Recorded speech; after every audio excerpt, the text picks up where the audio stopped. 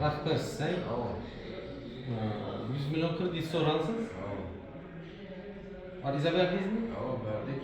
Ariza veren olsanız kredi komisyasında görüp çıkılır. 312. San Karabuğuş'a beleni geçse. Mebel işlep çıkarır. Mebel işlep çıkarır.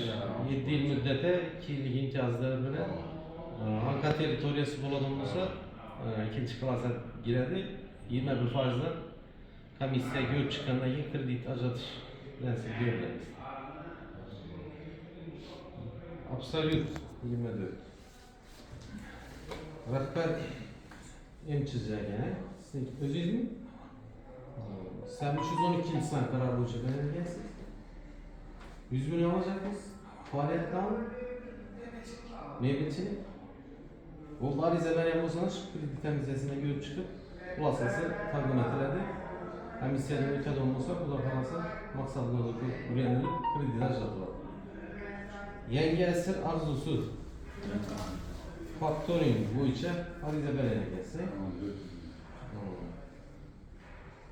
Oldu bu ama hüccetlerini takdim edeceğim olsanız bu da kalırsa faktoring görüp çıkıp üst planı ettiğin programımız var. Şunu kendine faktoring ajratılır.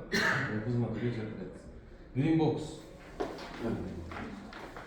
Sizdeki mahalle layıkası boşa mı? Mahalle yakası boşa. Arize verdiniz mi? Arize verdim ama. Navyan alıştı alacaksınız? Karop işlep çıkarmış.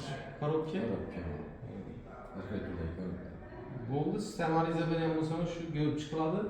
Var faaliyetiniz ürendirildi. Monitoring kılınan destek ki faaliyet cahil neyse doğru gelen olursa kredi ajratıp verirler. Olması yok.